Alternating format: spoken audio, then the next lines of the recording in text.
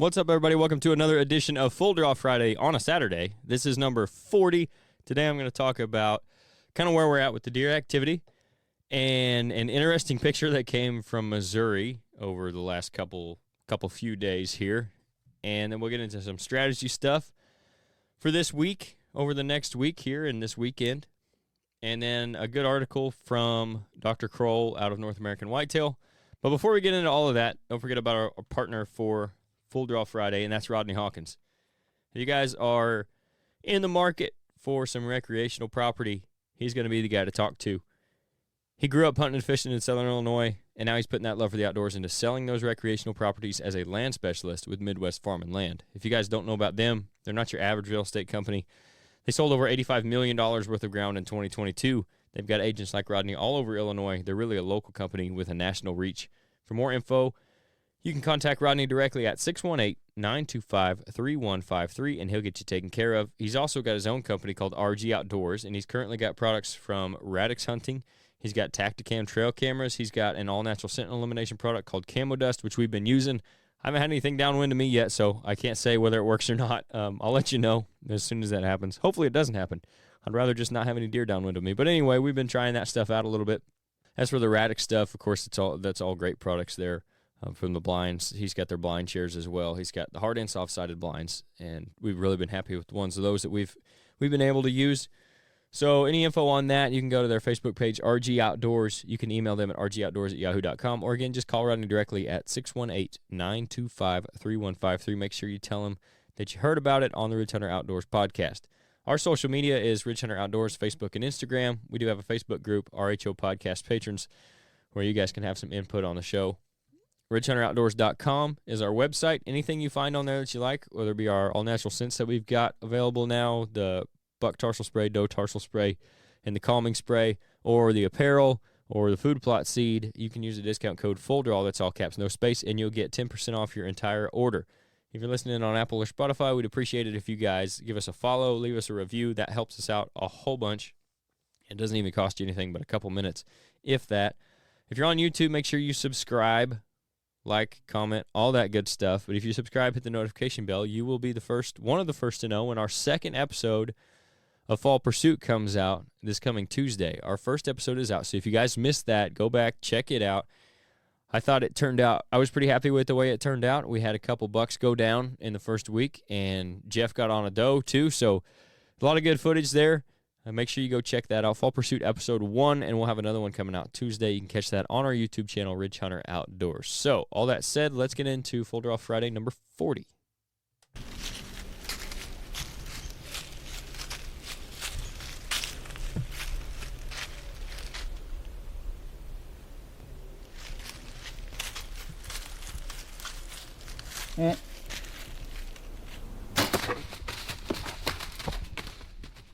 All right, so for our deer activity update, we are full on in the October lull portion of the season. Middle October, if you guys have been hunting for any period of time, you know about it, the October lull. Though the scientists say, and all the studies show, that buck activity continues to rise steadily throughout the month of October as their testosterone goes up. They're still not moving very far from their beds, so they might be more active during the daytime, spend more time on their feet as it goes on, but they're not moving very far. And you can see that based on your trail cameras, based on your sits. When you're out there, not seeing a lot of bucks, not seeing a lot of deer activity in general. Maybe you're getting on some does, but the mature bucks especially, they might be on their feet more, but they're still not moving far from their bed. This cold front that we've got, another one on a weekend, which is great, can help a little bit. It might get them feeling a little bit better than when it's hot out, obviously, and ready to get up a little earlier or stay out a little later, and you might catch one there again in that last hour, kind of like we talked about on the last cold front, which is going to be a little more likely this week even than last week, because the later you get into October, the better the cold fronts are going to be for deer movement. Obviously, you get that cold front that coincides with the pre-rut. That's when good things really happen, especially on those bucks, specific bucks that you're hunting on your property or wherever it may be. But we're still in that lull, even with the colder weather. So don't get your expectations too high just because it's nice and cool out. But it's a great time to go sit in the woods. The leaves are changing colors. It's really a good time to be in a tree, and that chill in the air just makes it a little bit easier than being out there sweating fighting the bugs and all that kind of stuff. So you can try to keep your eye on your cameras just to see. That might be a good thing to do. If before you crash in on your best stands, maybe, just because of where deer are on their activity side. But I'll get more into that and the strategy here in just a second. So for the legislative news, if you guys haven't seen it, it was going around Facebook, Instagram, and there's been some news articles on it. There's a deer. It's a picture of a deer that came out of Missouri, and it has black paint on it with the letters PET, and it has some kind of dog collar. I think it's orange or red, maybe. I could be totally wrong on that. But anyway, it had a dog collar, and it had pet painted on the side of it. Obviously, somebody found this deer and was keeping it as a pet and didn't want it to get killed during the deer season, so they decided that was the best way to keep that from happening, I guess. I've seen them with orange vests on, with bells, collars, obviously, ribbons, all kinds of stuff. Personally, I'm not a big fan of painting on animals myself. I know maybe they're thinking they're doing them a favor by not getting them killed or whatever. But it's actually illegal to even own wild animals, native wildlife in Missouri. So I don't know. They're just advertising that they're partaking in illegal activity, maybe. I don't know who it is. I don't know that anybody knows who it is, but it's an interesting one. You guys should look it up. Go read some stuff on it. They did an interview with an official from the Missouri DNR, I believe, that talked about it a little bit and kind of the legalities of it. So that was interesting, I thought. You do see people with pet deer a lot, and good for them, but if you're going to do it, maybe don't paint on the deer, and check the laws first. That's just like with our hunting stuff. You want to be familiar with the laws and regulations when you go out there to hunt. Maybe be familiar with that too if you're going to try to keep a deer as a pet. So, moving on to our hunting strategy for the week. With the cold front moving in, like I was just talking about, you can mix in some morning sits if you've got bucks or deer, if you're just hunting deer instead of those mature bucks that are moving close to daylight. Like they're getting close to those morning hours. Maybe he's moving at 5 o'clock. This cold front might be enough to get him to stay out just late enough to be moving at first light.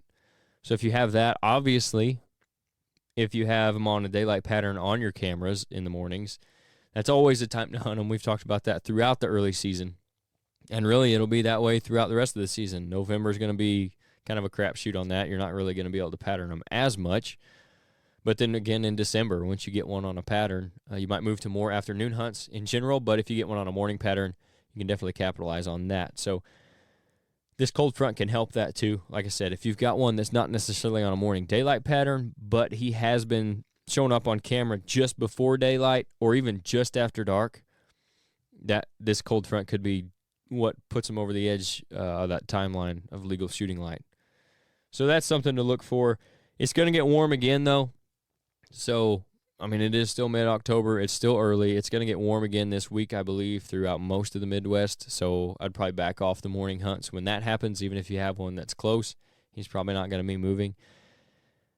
If that's the only time you got to hunt, then absolutely go for it. But, if you have the option, maybe go back to those exclusive afternoon sits, at least for another, we're probably 10 days away from the best time to start hunting mornings pretty hard.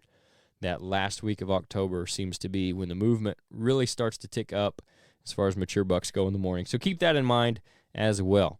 Now for the North American Whitetail segment this week, I mentioned it in the opening. We got an article from Dr. Kroll. It's part of his Managing Whitetail Deer on Private Lands series. This is part 4.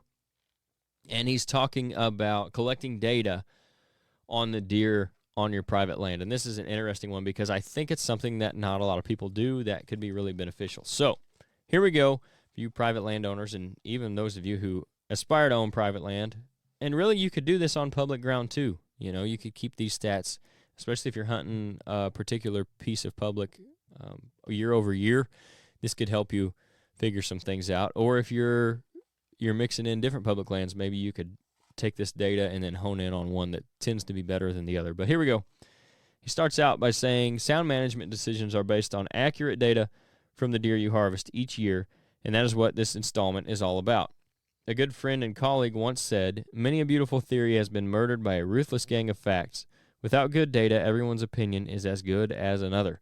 Each deer you harvest from your land has a huge story to tell you, even if only you ask the right questions and collect the most important information. The average deer hunter kills a buck or doe, tags the carcass, field dresses the animal, throws the carcass into his vehicle, and heads home.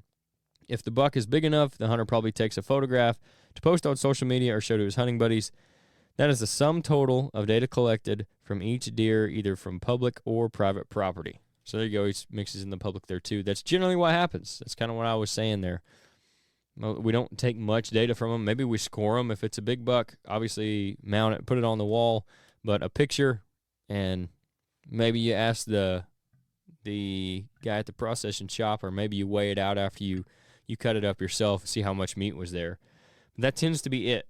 And there's so much more that we can learn from the right data collected, which is what he's going to get into next. And again, I'm skipping around in this article, so pick up the North American Whitetail and read this whole article, and even the last 3 editions where he's got this. Again, this is part 4 of this series, and it's been a really good series. So there's a lot of stuff to pick up from him on managing private lands. So here he goes. He says, let's go over what data are needed. Obviously, the first data would be the sex of the deer. Then you should weigh your deer as field dressed weight. So buck or doe, and then field dress it and weigh it. In most cases, field dress weight, he says, is about 70 to 80% of live weight, but it can vary greatly depending on whether the deer has just fed or drank. So make sure you got good scales. Field dress weight means you've got the organs removed and nothing else. So you leave the legs on there. Obviously, the head's still attached. All that stuff is still connected. You field dressed it, taking everything out from the inside, and then get your weight there. He says, after talking about how that can vary depending on whether they've just fed or drank, he says field dress weight is the standard used in deer management because of that. So buck or doe, field dress weight are going to be the first couple things that you want to take. Skipping ahead here, next you should field age your deer by examining the teeth. To do so, you may have to cut the jaw, something you definitely don't want to do on a buck you plan to mount. So obviously if you're going to mount the deer, don't cut the jaw out of it. Your taxidermist will not appreciate that. He goes on and he has a thought here. He says, now, I know what you're saying to yourself. I hear that aging deer by their teeth is not very accurate, and besides, I don't know how to do it. First of all, there is variation in anything you do, anything you measure on animals, and tooth wear is certainly one of them. So he's acknowledging the fact that it's not completely accurate, and there's really no completely accurate way to age deer unless you have trail camera pictures of it, and I'll get into that in a little bit. But he goes on to explain a lot into detail about how they do it and how they age deer based on their teeth. And I'm not going to read through all of that stuff. I'll skip ahead again a little bit here. He says, most managers agree that with training, the tooth wear and replacement method is adequate for most management decisions. So, again, he talks about how they do it and kind of their process. I didn't want to get too far on the weeds on that. Basically, you're looking for wear on the teeth, and if the teeth are worn way down, then it's probably an older deer, and there's different stages of that. Now, deer don't have any teeth on the top. I cannot tell you how many people have brought deer into the shop thinking they're really old deer, these 2.5-year-old bucks, because he doesn't have any teeth on the top. In the front of his mouth, he didn't have any teeth. He's got to be old. He's got to worn down. Well, there's not any there to start with, so don't let that fool you. You're looking for the jawbone, the teeth in the back of the mouth on the bottom, the molars, essentially, I guess you would call them. And that's what you're going to go by. In my opinion, this is a good way. It's a good way to kind of guess the age of the deer.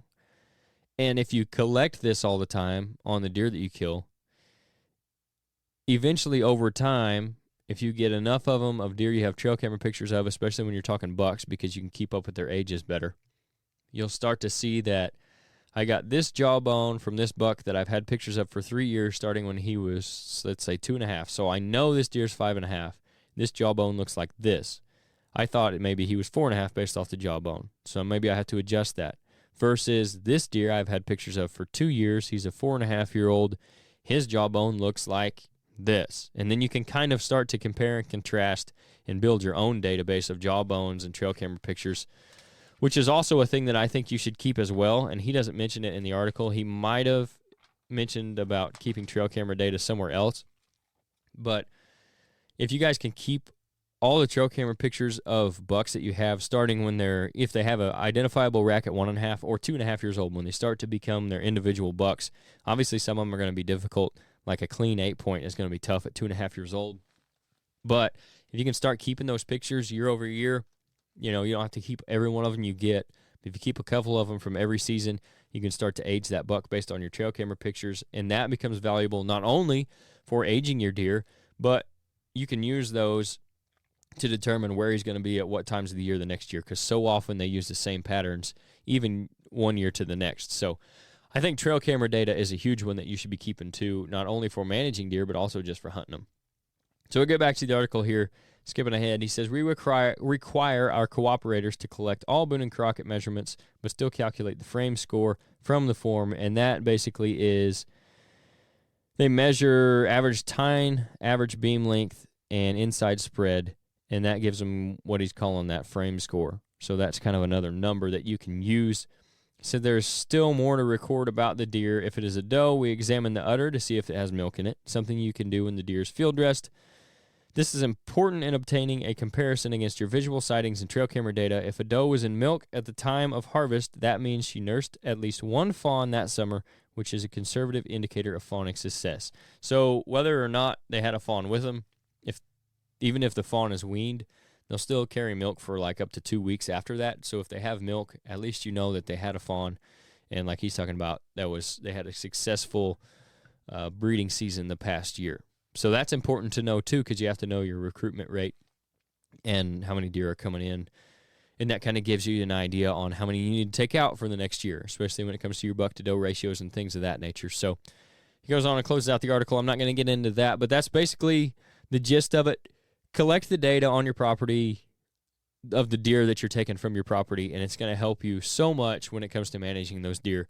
You can't manage your herd unless you know it, and that's just a key factor, another key factor in knowing your deer herd. So that's all I got for this week on Full Draw Friday number 40. I appreciate you guys tuning in. Again, don't forget about Fall Pursuit on our Ridge Hunter Outdoors YouTube channel. Go check it out. First episode just came out on Tuesday, and we'll have the second episode this Tuesday. You want to stay tuned for that. And all season, it's going to be semi-live all year, so you guys kind of see what's been going on. Maybe you're out-of-state guy wanting to keep up with what things are looking like here in Southern Illinois or whatever, or you're from Illinois and you just don't get down this way much. You're kind of wanting to keep an idea on the deer activity, how things are going. You can do that. That's part of the reason I wanted to do the semi-live thing. So go over to YouTube, watch that, let us know what you think of it. Again, it's our first ever kind of fully produced show, I guess, and obviously it's YouTube-based, so we'd take any of the feedback that you can give us on that. Again, thanks for listening this week, guys, and we'll have Rodney Hawkins on Monday to talk about some stuff. I'm sure we'll talk about some real estate stuff.